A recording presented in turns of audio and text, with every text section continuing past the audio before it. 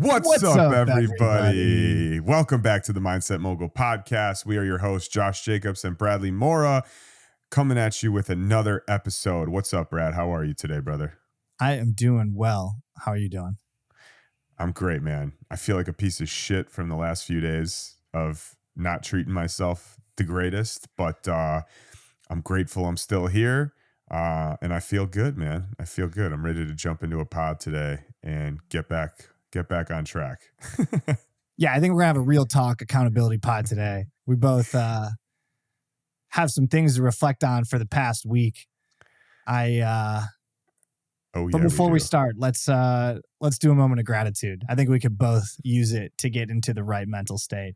I can say that I am grateful for the sun this morning, getting my mood back up, getting the week started strong. Grateful for I have filtered water in my house, which super grateful for filtered water. And Nice. yeah, I think grateful to be here. This pod definitely keeps us centered, focused, and brings us back around when we need it the most. And so grateful for this pod and happy to be here. Yeah, that's what I'm super grateful for today is the pod, because I've been backsliding the last week, which we'll talk about in this episode. And man, it's just, I definitely am catching myself now before it gets too late. Whereas previously I've gone months before catching myself. And it's definitely due to the pod. So isn't it wild? I had the same reflection yesterday. So we both had bad weeks last week. We'll get into that because I think it's worth talking about because at worst it's funny just how bad I think both of us might have gotten. And that being said, right now I'm in like hour 54 or so of just a ketones and a coffee fast. So basically a fast to reset, get started in keto. But in a former version of myself, this could have gone on for a lot longer and been a lot more punishing. I probably would have gave back all the gains I made in 75 hard, self-sabotage before I pulled myself out of it and then just went on the same roller coaster again. And so I kind of envision my life right now and then the step I'm taking at this very moment. It's kind of like a chart of the stock market. If you ever look at one of those charts, how you go up and to the right, it dips back down a little bit, but then when things are good, it starts moving up to the right again. And so I imagine for you and I that the last week was that little dip, but then instead of it being a downward spiral, it's actually, for me, is now an incentive for me to snap into being 100% the version of myself I want to be for at least the next 30 days or longer. It's actually fuel for the fire to hit the next phase of me improving myself harder versus continuing down a downward spiral. I feel the same way. I feel like, especially because we've been doing this pod, I feel like number one, I've grown a lot in the last few years and I've been going up and to the right and down and stagnating all over the place for the last 3 years. But I feel like over the last 4 months, and especially since we've started to do this pod over the last couple months, that my level of self-awareness and reflection has been so much greater than it has been in the past that I am catching myself and also using it as motivation to get back to that 100% optimal version. Like, dude, just to give you an example, I mean, I've talked about this before, but after every time I've done 75 hard, I've roller coastered and I've rebounded, and I've never gotten back to where, just to use weight as a scale, because it's just an easy scale to go off of. I was 310 pounds or 320 pounds, and I got down to 210 pounds, and I rebounded back up to, I think the highest I got last year was probably back up to 245. So I gained a shitload of weight back last year, but I still was way better than when I first started at 320 or whatever. But it's crazy because I almost felt as bad at 245 or worse than I did at 320 because I knew what I was capable of. And that's how I feel now. Is I finished 75 hard in January, and I basically traveled literally almost every week up until 2-3 weeks ago since finishing. And you guys know, if you've been listening, that when I travel, it is very, very hard for me to stay on track. And it's the number one place where I fall off. So you can imagine, if I'm traveling once a week, or once a week or once every other week, very hard to stay on track.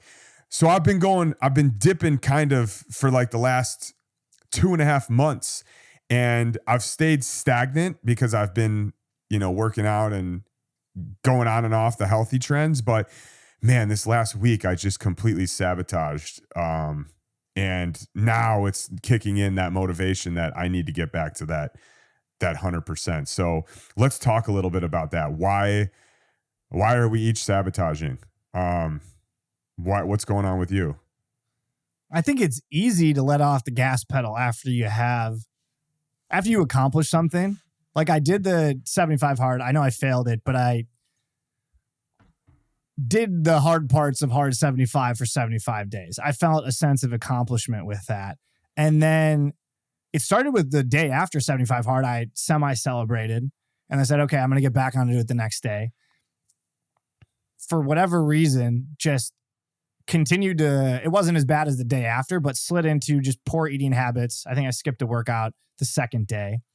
And then after that, I said, I made some narrative up that, okay, well, that was 75 days that I was busting my butt. How long, like, what does that deserve in terms of taking time off? And I think I just created this story for myself that, well, you know what? It could be a week. I'm traveling at the end of the week. It could be a week. And as soon as I set that wide boundary for myself, I took it. And I basically the whole week then like didn't have an image of my mind of the person I was trying to be. I completely let go of that. I gave myself too much permission to change my identity, what it was, or somehow like reverted back to a prior version of myself. I don't know what internal mechanism like flipped that switch, but as soon as I started having shit food, I wanted more shit food. I think it's partly like a physiological thing too. Like I hadn't had it in a long time, and then I just induced a bunch of cravings by having bad food, and then continually, got myself like re-addicted to bad food. And it was a slippery slope. And by the end of the week, I traveled at the end of the week, so that kind of kicked. I'm same as you. When I'm traveling, I struggle, and I let that be another excuse to eat poorly. I did keep working out up, but to eat poorly. I think I say this as a joke, but I can't be that far off. I probably had 30,000 calories over that course of over the course of the week. It was something crazy. And yum. All that being said, like Jesus. All that being said, everyone's trying to do the mental math of like how many calories a day is that. It's a lot. I'll just spare you on that. But all that being said, 2 years ago or 4 years ago, had I been in a week-long slump, it would have turned into another week-long slump. And now I'm 60 hours into a fast.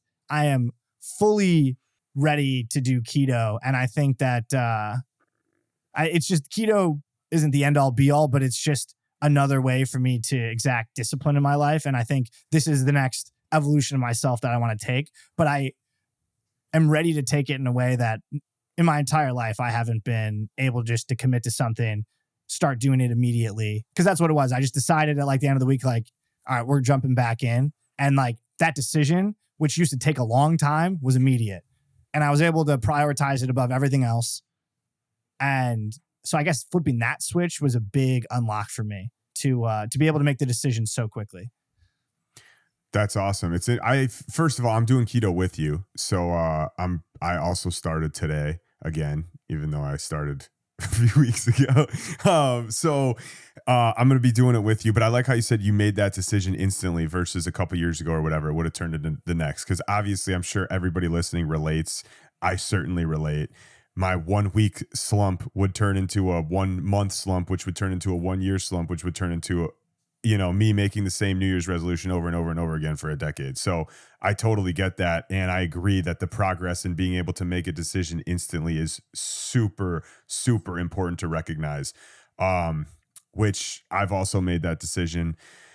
For me, I think I didn't travel, but, living in Chicago in April, if you get an 80-degree day, you take advantage. And Oh, we yeah. had an 80-degree day Monday, Tuesday, Wednesday, Thursday, Friday, Saturday. So I swear to God, I literally went out Monday, Tuesday, Wednesday, Thursday, Friday, and Saturday. That's real tough. I went out to just eat outside and go to rooftops, and I just went all out for that week because we never get that type of weather. That was the excuse that I gave myself. I should have done that. I'm happy I did that. I'm very happy I took advantage because I woke up this morning and it's 30 degrees and snowing. So like, I'm very happy that I took advantage of the outdoor weather, but I shouldn't have used it as an excuse to go have cocktails. And, on a Wednesday, I had cocktails Wednesday, Thursday, Friday, Saturday. No, I didn't have any cocktails Saturday. Yeah, I did. Wednesday, Thursday, Friday, Saturday. I should not be drinking 4 days in a week. I've never drinking 4 days in a week in my life. I've never been a big drinker. And all of a sudden now I'm freaking having 4 days of drinking a week. That's craziness. So number one, I shouldn't have used it as an excuse to drink 4 days in a week. I could have just had water or a Diet Coke or whatever, something that, wasn't going to detriment me like alcohol is. I could have still enjoyed being outside and going out to eat and going on these rooftops and doing all these things. I didn't have to take advantage of the $7 happy hour vodkas. But I love a good deal. So that was the other excuse. Same thing with food. It's like I'm looking at the happy hour food menu and there's nothing keto on the happy hour food menu. It's like truffle fries or whatever. And I'm like, it's hard to resist a good deal on a rooftop in 80 degrees after having a couple cocktails. So all of a sudden now, not only am I drinking, but I'm eating like shit. And it's just one thing after the other. And I just felt like a complete piece of shit. And sorry for swearing so much, but there's no other way to put it. I just felt terrible. And yesterday, so after going out Monday to literally, this is a full week we're talking about now. Okay. Monday, Tuesday, Wednesday, Thursday, Friday, Saturday, I go out. Saturday was my niece's birthday. So basically Monday through Friday, just went out every day for random shit. Saturday, my niece's birthday. Yesterday, Sunday, it's Orthodox Easter, which I'm Jewish, but my wife and her family is Orthodox Christian from Russian Orthodox. So we go over to her house. Her mom cooks a huge feast, and none of it is keto. All of it, and I have to eat it, like it could have been my one cheat day, but like I'm not going to go to their house for Orthodox and for Orthodox Easter and not eat the food that she spent all day, all weekend cooking. It'd be a tough look.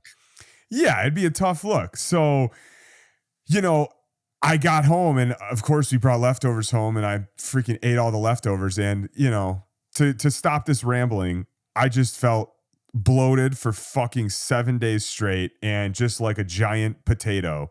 And I made the decision last night that I'm absolutely done. So I woke up this morning. I am considering doing 75 hard phase 1. The only thing stopping me is the idea of cold therapy, which I know is my bitch voice speaking, but I've never, that's the one thing that I have not experienced yet is cold therapy. I'm not a good person in the cold. So that's been the one thing stopping me. So I'm probably going to do it, but I haven't made that decision yet. So I'm not claiming it. But I am. I know. I'm being such a bitch. Ridiculous. But I am claiming, no matter what, that I am going to be a disciplined motherfucker going forward for the next 30 days, no matter what. And I'm probably going to do 75 hard phase 1 too. That is so I know. soft. It is so soft. You're letting a 5-minute cold shower be the reason that you're not going to commit to that for the 30 days? I'm not going to lie to you. I have committed to it. I just didn't want to say it on the podcast yet, but I have committed to it. I already got the app pulled up and I've already started today. So I have committed to it. I just got nervous telling the pod and telling you because I'm fucking nervous about it. I've never taken a cold shower in my life except for when I was trying to come down from drugs when I was a teenager. So yeah, I'm nervous, but I am doing it. I just was nervous to claim it, but this is proof that I already fucking decided I was going to do it. It'll be bad for the first 3 days and then it won't be bad. We'll, okay. I shouldn't walk it. Well, we could probably talk about it in the pod a little bit. You got to go in there. And the thing to do is you got to use it as a meditative experience at first. You have to think about and objectify the cold as just another thought and experience. And that is how you beat it early on. You can't let yourself respond to it and be like, I'm so cold. You got to be like, you have to examine the cold as if it is just another object in consciousness. And that's the unlock to beat it early on. So there it is. You have the secret on how to do it. You absolutely have to do it. And cold By exposure, the way, guys, this is what you look for in a friend. Okay, somebody that calls you soft and somebody that pushes you, not somebody that says, yeah, you could do it all and you don't need to do the cold showers, right? Because that's what most people would do. Most people would be like, you're doing enough. This is the type of friend you want. Somebody that says, no, fuck it, do it, don't be a bitch, fucking do it. And so I appreciate that, dude. One last thing on why you should do it. I just learned about this. Cold exposure is the only way to increase your baseline dopamine levels over the course of a 3 to 4 hour period. And so dopamine is your motivation chemical. And so we talk about don't wait for motivation.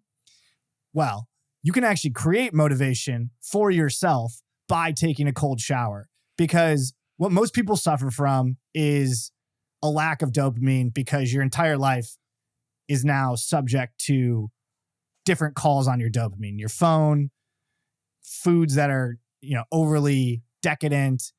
You're basically at all times, you're using dopamine too much, and then therefore you don't have enough. And that's one of the causes of why people lack motivation. It's because the reward system is messed up. One way to combat that, other than stripping out a lot of those things that cause your dopamine to fire and therefore exhaust it, is take a cold shower or get cold exposure. It's like after 2 minutes, you'll have 3 to 4 hours of sustained increased baseline dopamine levels. So you're basically repairing your brain by taking a cold shower. And so if you want to be motivated and in a good mood, take a cold shower. This is just science. So that's why I can't let you sit there and make excuses about not doing it. Because in the list of things that you brought up, it actually might be the most beneficial thing you can do to get where you want to go. Wow. Okay. Well, thank you. Yeah.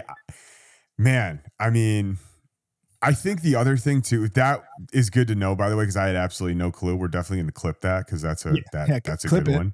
Yeah. But, the other thing too about just 75 hard in general, and, the cold showers are great because it's going to be something new for me that I'm challenging myself. And like you said, it's literally going to create motivation for me. But when I am feeling off track, 75 hard is the best program for me to implement to get back on track within literally 1 day. It's like I do 1 day of 75 hard and I feel like I'm winning again. I do 3 days of 75 hard and I feel momentum building. I do 1 week of 75 hard and I'm like, okay, I got my shit together again. And that, to me, giving me that North Star to follow every morning when I wake up is exactly what I need every time I feel off track or I'm in a rut or I feel like I'm in a funk or something like that. So every time we get a lot of questions. We do episodes about like how to get out of a funk, how to get out of a rut, how to stop, how to get motivated again. It's like, well, this is me explaining to you that I am in a rut right now. The last week I've treated myself like a complete piece of shit. The last 2.5 months I've been up and down because I've been traveling so much. So the answer for me to get back on track is give myself a program and a North Star. And that is 75 hard for me because I know it works. Not just for me, for a million different people. I've done it before. I know it works. I've tried to create my own programs. I never stick to them. So why not go back to what I know works instead of trying to reinvent the wheel?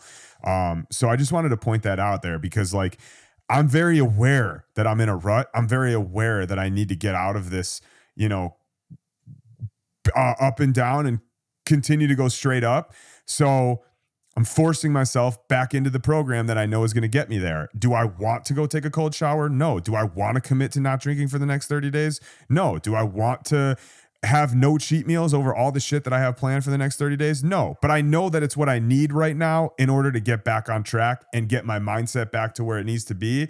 This is priority number 1. So forget all the other shit that potentially is going to stop me. Priority number 1 is get back my unbelievable mindset and my discipline and the feeling of waking up in the morning, feeling light, feeling like I'm ready to take on the day instead of feeling weighed down by all the bad decisions I've made over the last week. So, yeah. And that is being a mindset mogul. Let's fucking go.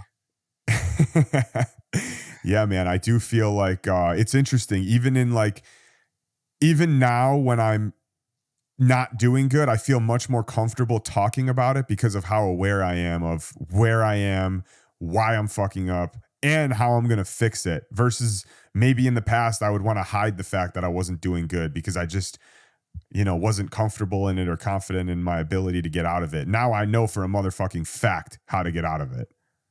That is such a good point. There used to be so much more shame attached with these failures because maybe I didn't know or believe that I was going to get back. But now it was like a week later, decision made. We're back on track. I have 100% confidence that I can do exactly what I say I'm going to do. And really, that's like the. Say it again.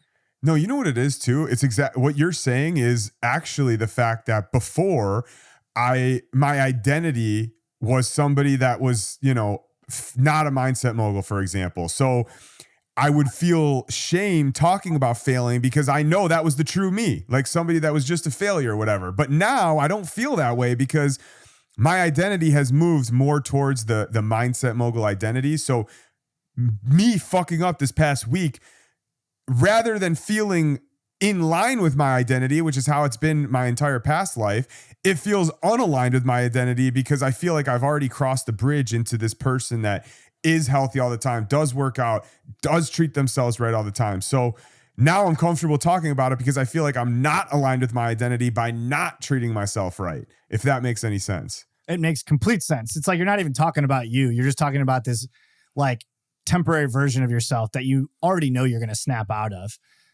For me, yes. The narrative shift was this past week, instead of being the beginning of a downward spiral, is actually just the fuel for the fire I needed to take everything to the next level. It was like, okay, I had a bad week. This is exactly the motivation I needed to, like 75 hard. That was cool. Whatever I'm going to, like what I'm about to do next is like an even elevated level of discipline and self-mastery. And that in-between week showed me that I can't take it for granted and that I need to have focus on whatever it is that I'm trying to become. And as soon as I have that, like 75 hard and just the continued, over the past couple of years, evolving into this 75 hard and then taking it up to now, I've gotten more and more data points supporting the identity of a person who will do what they say they're going to do. I view the last week as I didn't really say what I was going to do, and that was the problem. And therefore, I just slid into whatever auto habits might, exist in my like reptile brain. And then now that I've identified what it is that I'm going to do, I'm like, I'm already doing it and I'm going to keep doing it. And that is my identity now. And I feel much more aligned with that than the person that fucks up. Perfect. I think that was a good episode of us just venting about how we fucked up. So mainly me. I think you're still crushing it. So yeah, man. I have like a 60-hour lead on you, but that's it. Yeah, I've been fasting for what now? 15 hours. So barely any amount of time at all. 45-hour lead I have on you. Yeah. I'm in it though now, and I'm excited. I feel like you. I feel like now this is the fuel I needed to become that 100% version. Especially after that episode we did a couple days ago, we were talking about like, do we want to be the 90% version? Do we want to be the 100% version? Do we want to be the 80% version? I feel like after that episode, it almost gave me clarity of like, what the fuck am I doing trying to only be the 80 or 90% version? And, maybe one day I'll decide to be the 90% version, but I should wake up every single day wanting to be the 100% version of myself. 100%. So I think that was even a helpful episode just in itself for me thinking through it. But anyways, thank you guys for listening.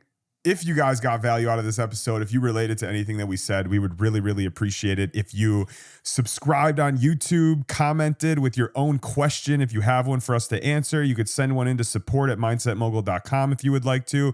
But please, if you're watching on YouTube, subscribe to the channel, like the video, leave a comment. If you're on Apple or Google or Spotify, please follow and leave us a 5-star review there. We really, really appreciate you.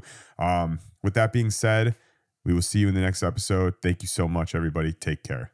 Take care.